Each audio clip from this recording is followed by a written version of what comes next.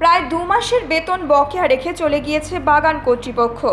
অচল অবস্থায় চিন্তার ভাঁজ আলিপুরদুয়ার জেলার কালচিনি ব্লকের তোরসা চা বাগানের চা শ্রমিকদের কপালে।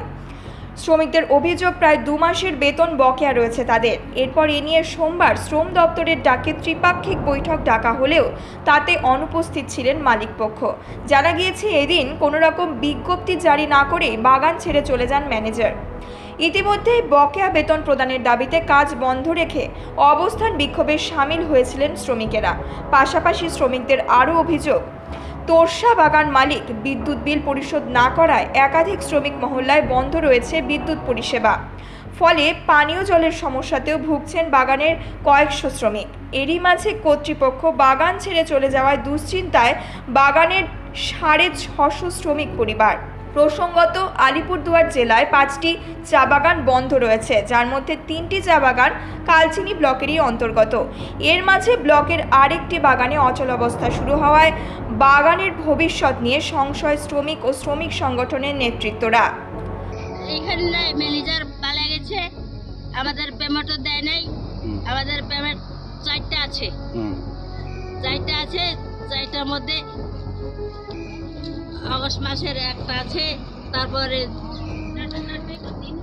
4টা পেমেন্ট বাকি আছে। হ্যাঁ, 4টা পেমেন্ট আছে বাকি। এখন কি বাগান কি বন্ধ?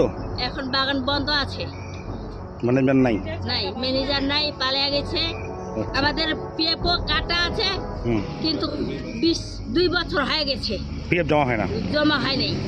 দিনের 30 টাকা করে কাটছে আমাদের পিএফ, ওইটা জমা হয় নাই।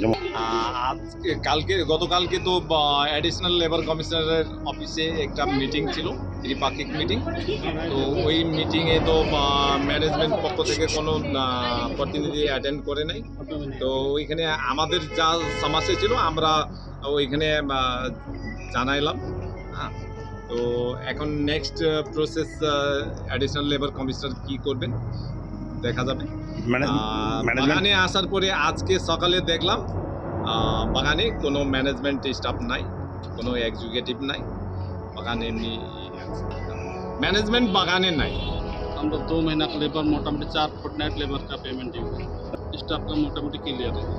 আলিপুরদুয়ার থেকে শামু দাসের রিপোর্ট, নিউজ মেট্রো।